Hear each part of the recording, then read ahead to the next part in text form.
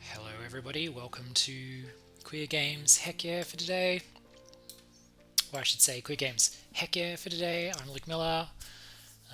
Host? Is it really a hosting gig? I don't know. Your Rambler for today. I'm a game developer, although maybe like one of the world's most unsuccessful ones. But we're not here to talk about my life. We're here to talk about queer games because we love them here at Queer Games Heck Yeah. We celebrate them for a variety of reasons. They're at the forefront of gaming. When you think of, when I think of the trends that I see in queer games today, I just am 100% confident we'll be seeing them in mainstream games, in the next 5, 10 years. And some of the trends are like contemporary storytelling, mature storytelling, games that are concerned about the mental health of the player, um, you know, glitch aesthetics, low res, like just everything. Like I've done I've done the little spiel 100 times on other videos, so go watch them. Um, but yeah, I just love them to bits. I'm doing this as part of the Queer Games bundle for my own amusement. I'm just going through some of the submissions and just picking out the ones that it's semi-random. Like I'm kind of like not picking out the ones that I'm going to enjoy necessarily. Just picking out the ones that I'm like, oh, I'm scrolling down the list. I'm like, oh, I haven't played one. I haven't selected one from this row. So what's one from this row we can do? It's very scientific process. Today we're playing A Promise. Um, it's not giving much away, that title. Other than it could be very sweet and sappy. Like the music is very lilting. The font is very soft. Um, I mean, sappy can be good, but I don't know what we're going to see. So if you don't like surprise content, look away. Um, we'll just check. Is there like a? No, we're good. Let's get going. Excuse me.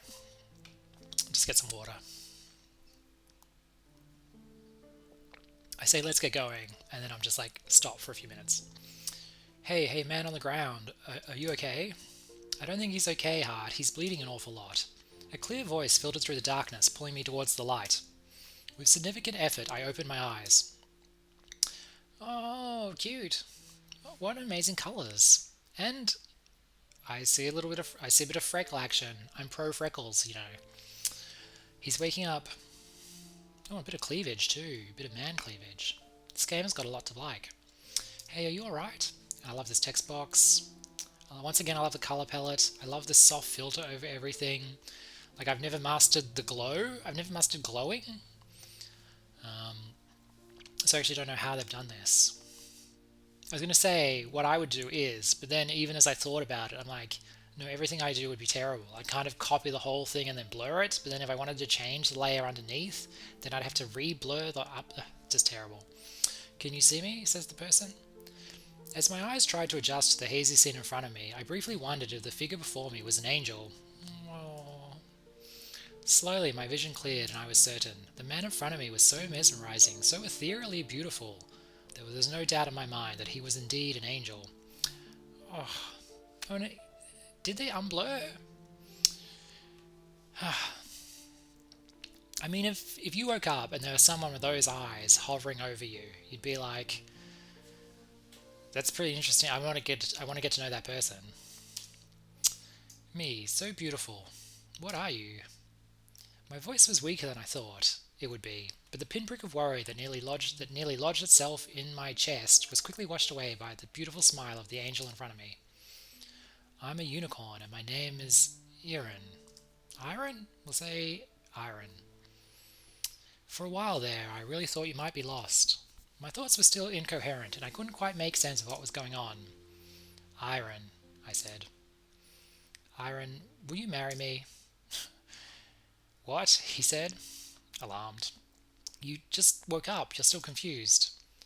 A brilliant blush adorned the unicorn's face, and he spoke as though he was trying to convince himself. My train of thought veered off to another track, and the words I had just uttered were lost in the haze. Wait, unicorn? I thought unicorns had horns. Not in this form, he said. And the love heart appeared. What? Iron's attention shifted as the glowing orb next to him emitted a soft hum. I know, heart, but I couldn't just leave him here. We both know that a vampire's target is unlikely to survive the transformation without the presence of the converter. In the face of the strange words the unicorn spoke, my mind was starting to clear. At the same time, the pain returned in full force, and I now realized that Iron had been keeping his hand firmly pressed against the deep wound on my neck this entire time. Oh no. Who are you speaking to? I asked. And what transformation are you talking about? One thing at a time, person. History. Oh, one thing at a time, love. Oh, I thought that was worth going back for. I'm speaking to myself in a way. This is part of my heart. When they said unicorns wear their hearts on their sleeves, I didn't think they meant it literally. Oh, that was a good smile. The unicorn's enchanting smile widened as he let out a small laugh. Tee-hee-hee. So you're saying that a unicorn of fabled light and creative spirit named your heart Heart? Well, the creative spirit part of my heritage doesn't seem to apply to me, he said. Not only a man of ethereal beauty, Iron was apparently adorable as well. Was this what love at first sight felt like? Okay, several red flags. Okay, like, what is it they say in BoJack Horseman? Like, through rose-tinted glasses, all red flags just look like red flags. And so, okay, A, we've got severe blood loss, so we're not thinking clearly. Secondly, we've just suffered a really traumatic event. Apparently a vampire has, like, drained our blood and now we're slowly dying to transform into the undead. This guy's come along and he's called his heart, which isn't actually a really big selling point because it doesn't speak too well to his creativity. And then you ask him about that and he says, I'm not actually very creative. And you're like, that's so cute. And I'm like, I don't know, I feel like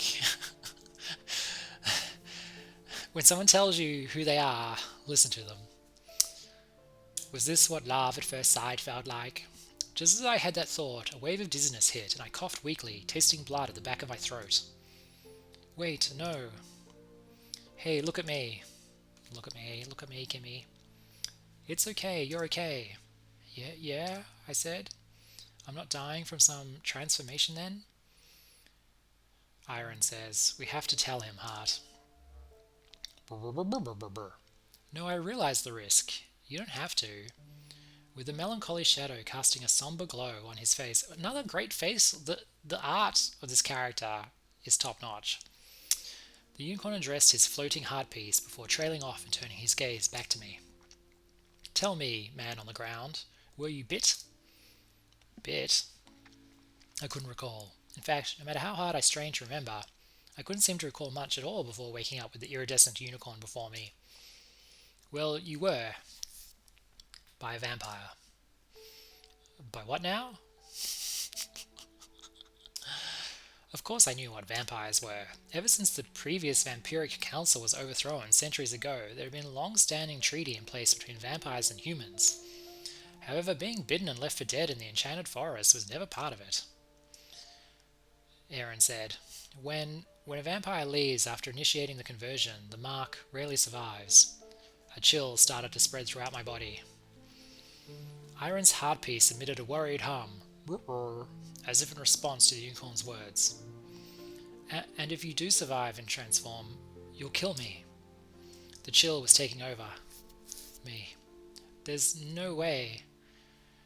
Vampires have always been attracted to unicorns. They try to convert us, turn us into hybrids. It's not possible. Our light, it rejects the influence of the night, and we die. I refused to believe it. Of course I trusted the unicorn's words, but I refused to believe that the attraction I felt towards the beauty in front of me was rooted in inherent vampiric desires. It felt as though I had known him for an entire lifetime, or more. I will never ever do anything to hurt you, Iron. Iron's gaze wavered as our eyes met. You don't know me. You don't know that I considered just leaving you here when I first saw you. Of course he did. If I really was turning into a vampire, he must have known that I would be a threat to him should I survive. How could I blame him for something like that? That's okay, I said. Great expression. What? Said Iron. You could have left me to die at any point and I wouldn't have blamed you. He hadn't. Instead, he sat here with me, providing me company while keeping firm pressure on my wound. If Iron was right, he was either waiting for me to die or for me to kill him. However, I was determined to forge my own path. How do we know this isn't the vampire? Just putting it out there. Tomorrow, will you go see the waterfall with me? My vision was growing dim once more, and Iron curled his fingers into the fabric of my shirt. No. I mean, of course, but wait. It's a promise, I said. I could hardly feel Iron's warmth anymore, but his voice was the last thing I heard before everything faded away. It's a promise. And it is fading. The end. Thank you for reading. Story and script Lynn. Programming Say 7.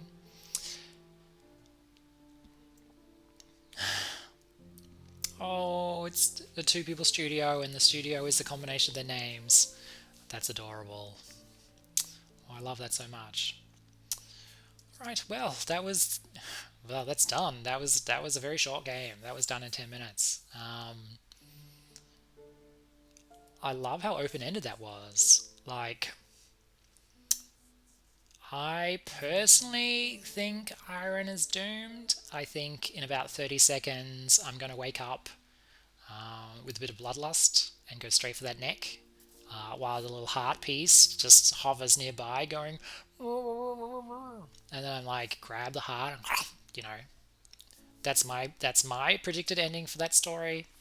But possibly we go to the waterfall. What was really interesting about that game, like super interesting, was the mashup of sort of different mythologies there. Like, I've never seen unicorns and vampires in the same thing. Maybe it's a common thing, but I've never seen it before. Unicorn in human form I thought was very interesting. Some of the skills ascribed to unicorns I never heard of, like basically my understanding of them is like fancy horses that attracted to virgins, really. Ooh, I wonder if that's an element of that story that I missed. But that's my historical understanding of unicorns. This whole thing about them being special creatures who are very creative, I didn't know. There's a bit of world building there with the vampire council. Why were we in the enchanted forest? I don't know. I feel like for such a short story, it got through a lot of stuff. I feel like it really could have used just like an extra 10 or 20% more of just kind of really selling us on the relationship, because they didn't share much, the two of them. Like, I think they needed to just share a little, like another little moment, like somewhere in there. But I'm kind of really interested to see what other games these developers have made. If they are others, maybe we'll get to them. I can't say for certain. As I said, I'm just sort of scrolling and randomly doing them. Anyway, you don't need the essay. Thanks for joining me on Queer Games Heck Yeah, and I'll talk to you some other time. Bye.